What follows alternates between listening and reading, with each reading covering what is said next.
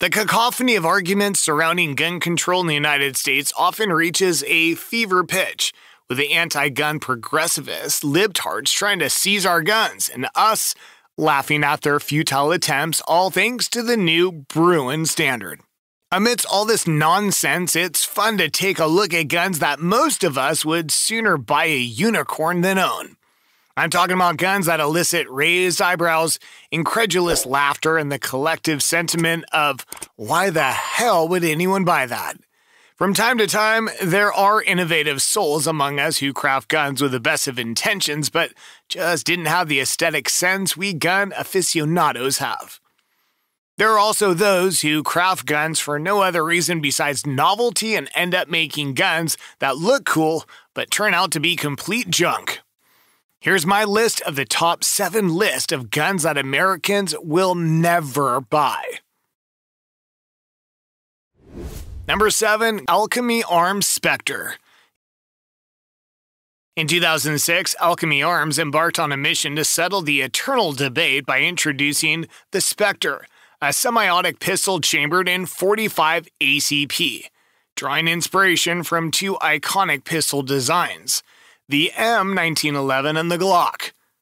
The Spectre aimed to find its unique place in the market, however, it faced a series of challenges that ultimately led to its demise.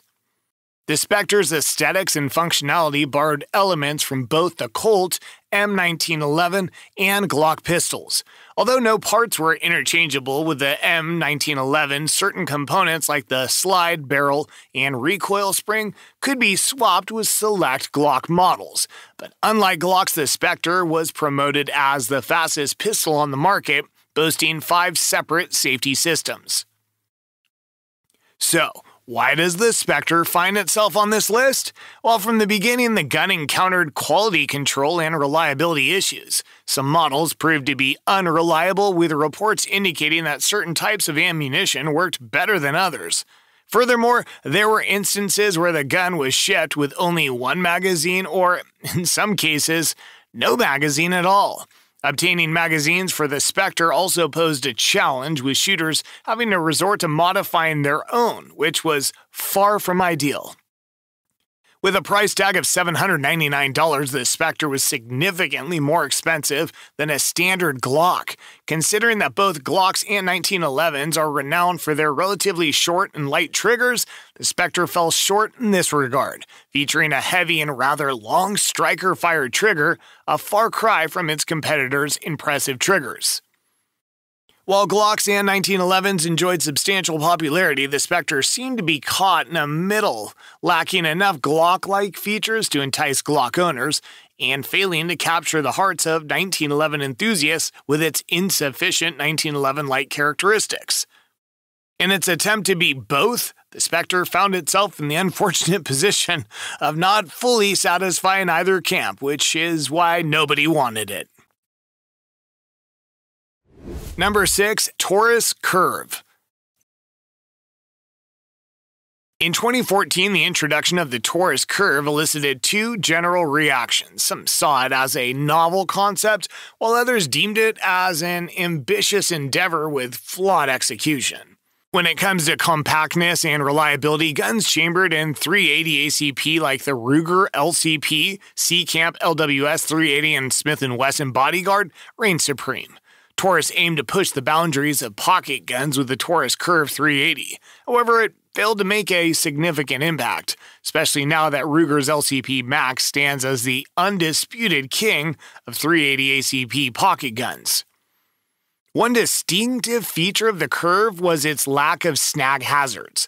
It lacked traditional sights, with the only notable high point being the loaded chamber indicator positioned just behind the breech. Taurus compensated for the absence of sights by painting a white crosshair on the rear side of the slide. The pistol came equipped with an integral laser-light combination laser and light position forward on the trigger guard. Activated by a knurled button on the right side of the pistol, the system operated on battery power.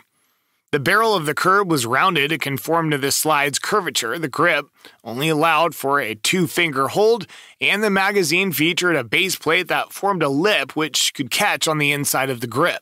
To release the magazines, one had to pinch the base plate to remove them. Employing a Browning-style locked breech system, the Curve locked the barrel to the slide when-in battery. Due to the absence of a safety mechanism, it relied on a long double-action trigger pull to fire. However, the gun suffered from major reliability issues, including light primer strikes, failure to feed, and stovepipes. Moreover, the majority of Americans thought it was hideous because of its curves. A few years later, Taurus quietly discontinued the product, marking the end of the Curve's underwhelming journey. Number 5. Cobra Terminator. The Cobra Terminator, designed in the mid-1980s, was a big hunk of junk. With only 1,452 units produced, it was an unconventional shotgun resembling a rudimentary zip gun. The Terminator wasn't too different from handmade firearms, with metal pipes and a nail serving as a firing pin. Though it had a spring and a trigger mechanism, it could be considered an open bolt operating system assembled in reverse. Instead of a forward-moving bolt striking the cartridge's base with an integrated firing pin, a backward-moving bolt would hit a fixed firing pin with the base of the cartridge. However, the Terminator didn't have a bolt. Everything done by the bolt was carried out by the barrel itself. Operating it involved pushing in a locking latch that interacted with the loading port and pushing the operating handle forward to cock the weapon, then to the right to lock it into a recess, effectively preventing the movement of the barrel. A shell could then be loaded through the loading port into the breech. To fire, the operating handle was pushed back to the left to enable its travel, a catch located in the lower part of the action engaged with the base of the shell, keeping the barrel in the forward position. Pulling the trigger lowered this latch, allowing the tension spring to force the barrel assembly backward, causing the shell to strike the firing pin. Terminator possessed an extractor but lacked an ejector. Despite claims of utilizing a blow-forward mechanism for automatic extraction, the weapon required manual opening of the action to extract spent casings. Terminator had an extremely uncomfortable collapsible welded, stamped steel stock. Due to the backward movement of the bolt contributing to felt recoil, even with lighter loads, firing it was unpleasant. Because nobody could think of practical scenarios in which it could be deemed useful, nobody wanted it. These days, only collectors buy it. Number 4. USF Zip 22.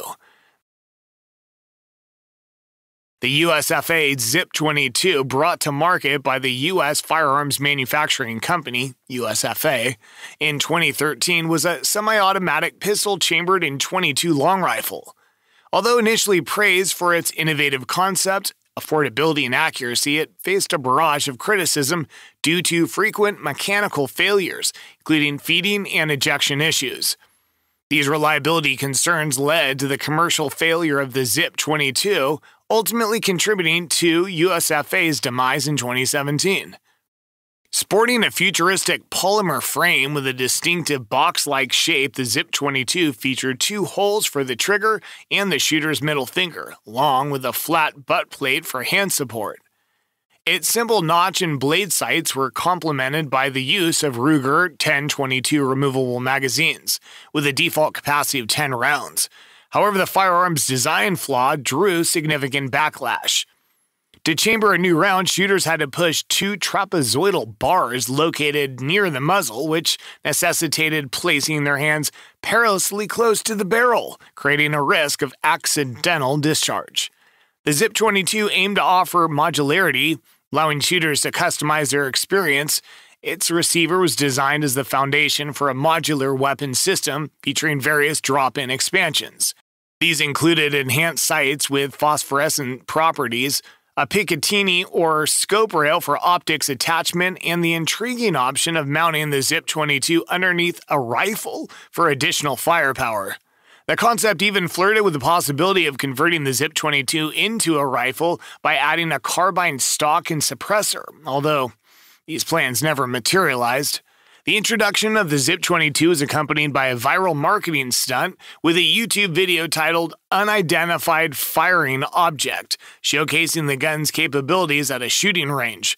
However, the firearm's reliability issues overshadowed the marketing campaign, and as with most other guns on this list, it was ugly as sin, so nobody wanted it.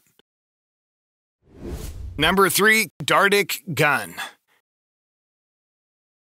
In the 1950s, the U.S. military conducted experiments to explore alternative feeding mechanisms for machine guns.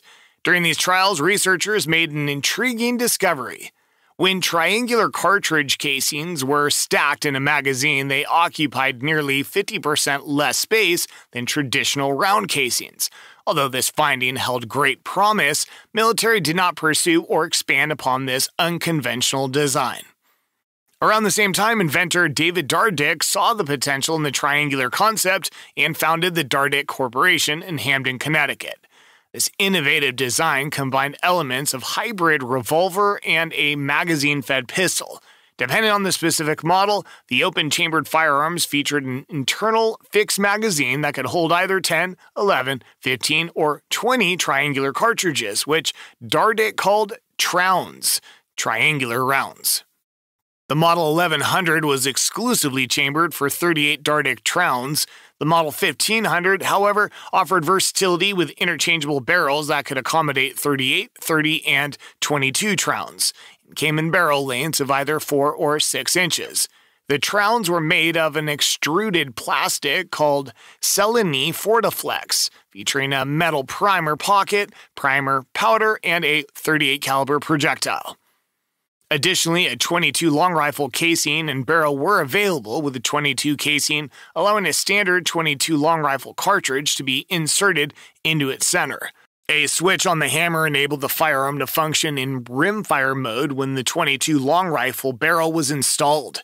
Between the 1958 and 1962, fewer than 100 Daric revolvers were manufactured. Despite the revolutionary design of the triangular rounds and the firearms themselves, the Daric's demise was ultimately attributed to its unfortunate aesthetics, which the majority of American handgun enthusiasts found unappealing. Additionally, the plastic cartridges tended to warp over time, resulting in improper chambering and causing the cylinder to lock up during rotation. Number 2. Enfield L85A1. The absolute worst gun that no American gun aficionado worth his salt would ever buy. It's the Enfield L85A1, a British-made rifle that, true to British fashion, was plagued with numerous issues. The L85A1 was developed in the late 1960s at the Royal Small Arms Factory in Enfield, with the first prototype models tested in 1976. Following seemingly successful trials, the L85A1 was adopted by the British Army in 1984. Approximately 320,000 rifles were produced between then and 1994, ultimately replacing the L1A1. The L85A1 features a bullpup layout and operates on gas with selective fire capabilities. Its design bears similarities to the American Armalite AR-18. The bullpup layout was chosen to enhance the overall compactness of the weapon. It was built with good intentions, but the L85A1 was plagued with issues, rendering it unreliable and challenging to maintain. The bullpup configuration required additional moving parts in the firing mechanism compared to a standard rifle. This increased the risk of malfunctions and significantly raised its price compared to an AR-15. In 1985, the German company Heckler & Koch, owned by BAE Systems at the time, was contracted to perform subcontract work for training ammunition. They were provided with 2 rifles for this purpose. Surprisingly, despite the L85A1 having been in service for a year by then, the German company discovered that the rifle would discharge if dropped, a dangerous safety flaw that the British had failed to address. So it had to be redesigned. Furthermore, the L85A1 was initially designed to chamber the small 485mm round.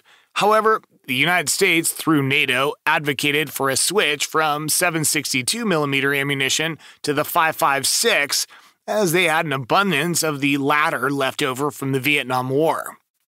NATO decided to adopt the 5.56, leading to the need for another redesign of the L85A1. This created further challenges as the rifle's already mismatched components became even more difficult to accommodate.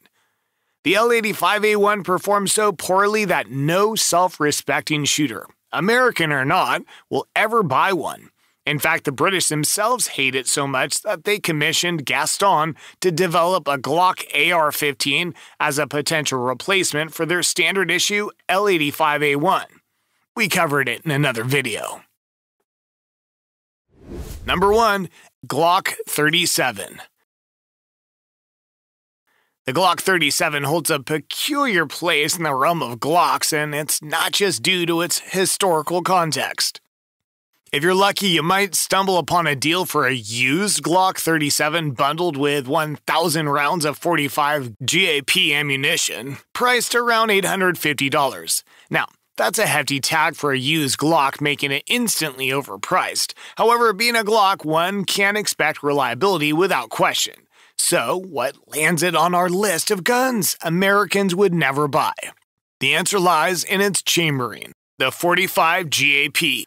For our younger readers, you might be scratching your heads wondering what on earth that is. Developed at the behest of Glock around 2002, the 45 GAP aimed to replicate the ballistics of the beloved 45 ACP in a compact frame pistol. Essentially, it was like a shorter version of the 45 ACP, coined as the 45 short, intended to carry on the American love affair with the 45 caliber. The idea seemed promising, but alas, it never quite caught on. Simply put, Americans weren't interested in having a 45 caliber option that wasn't a 1911. Back in the early 2000s, the choices were clear-cut. You either shot 9mm or 40 S&W out of a plastic gun, or wielded a 1911 to fire 45 ACP. Striker-fired pistols hadn't yet achieved the market dominance they enjoy today, and where I lived, Glocks were a rare sight. While they were making waves in the law enforcement market, civilian shooters still had a strong preference for the classic 1911 or the versatile 9mm, but rarely both.